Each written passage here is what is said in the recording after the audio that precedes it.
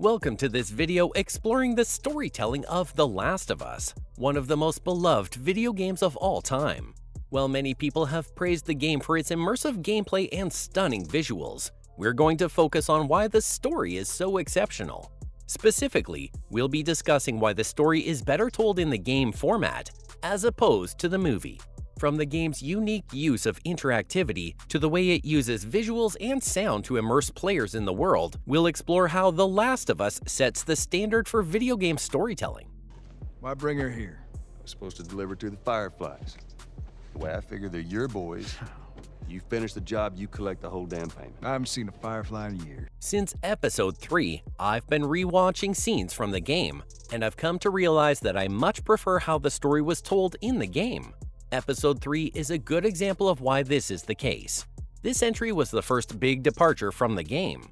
It added to the world by spending a lot of time with characters other than Joel and Ellie, and by showing more of the backstory of a character who doesn't get much screen time in the game. I won't go into too much detail, but in the game, Frank's whole story is told in a few lines and a few looks when Joel and Frank find a man's body hanging from a noose in Bill's town, which is full of infected in the game. He was my partner. He's the only idiot that would wear a shirt like that. Later in that sequence, you find a letter that Frank wrote to Bill and left in the house. You can show this to Bill before you leave him if you want to. If you do, you'll see a storm of emotions play out on his face and in his eyes in a split second, despite his best efforts. But he quickly gets himself back together and hardens his shell again. Your mind plays out a whole story.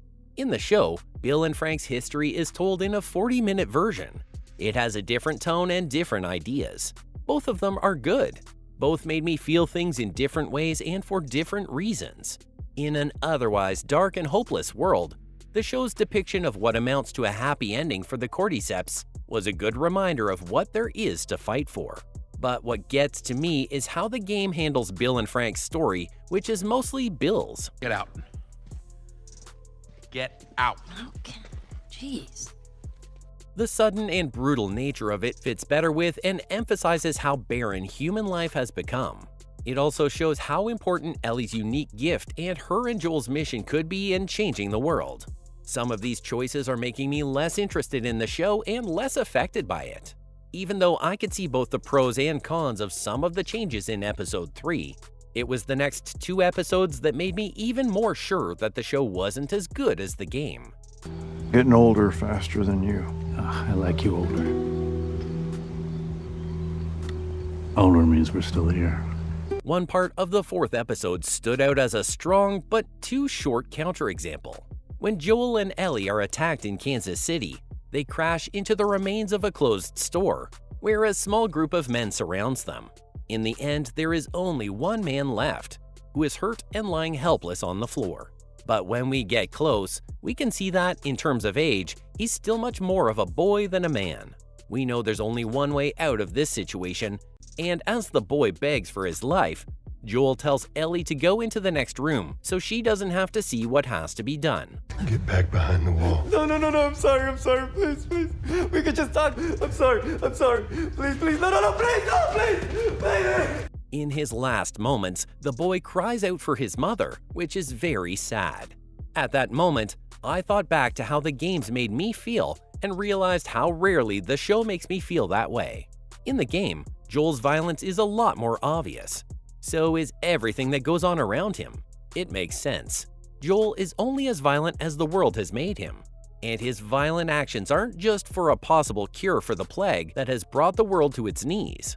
They're also a natural response to the need to protect what he loves. A feeling he thought he'd never feel again after the world took it away from him 20 years ago. I'm sure the people who make the HBO show have good reasons for slowing things down, at least for now. But so far, it's taking me out of the experience and making the themes less important to me. I know I've said before that Joel and Ellie's relationship is the most important part of this story, so it might seem strange that I'm complaining about how little violence there is. However, it's the violence that's so deeply woven into every part of their relationship. Sam and Henry were another big change for the worse that the show made. Both actors did a great job playing the brothers that Joel and Ellie meet on their way to the West. However, by making Sam younger, he's pretty much Ellie's age in the game, and deaf.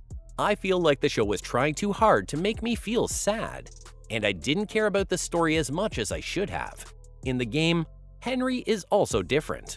His story with Joel and Ellie has a more complicated and ambiguous moral arc. At a crucial point in their escape from the city, after they've gotten to know each other and started to trust each other, Henry leaves Joel to die. When they run into each other again later, Joel is not so quick to forgive.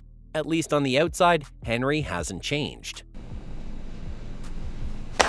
You're informers. Inform. Where is Henry? He says that he knew Joel would be okay and that he had to do what he had to do to save himself and his brother especially. Even so, Henry is still a likable character, and the fact that he makes decisions that some might find selfish or wrong, but that we can understand given his situation and the state of the world he lives in, makes us feel even more like we're there. In the show, he tells us about morally hard things he's done, but we never see them. In a scene where he gives a speech to Joel, he scolds himself for them, which again felt too manipulative. In the original game, Henry's decision to kill himself is also more powerful. The show did a good job with this gut-wrenching scene, and Lamar Johnson's performance deserves more praise. However, in the game, instead of regretting what he did, Henry blames Joel for Sam's death. This is nobody's fault, Henry. It's all your fault! Henry! Henry, no! His feelings are a storm of anger, sadness, and blame as the world finally catches up to him and his brother. Because of all these choices, the show's story doesn't feel as real to me as the game does. I should also say that both Pedro Pascal and Bella Ramsey are doing a great job. There are times, like when Henry turns the gun on himself and Ellie whimpers and looks scared, when they fully pull me into their world and almost make me feel like the game did. What did I do? What did I do?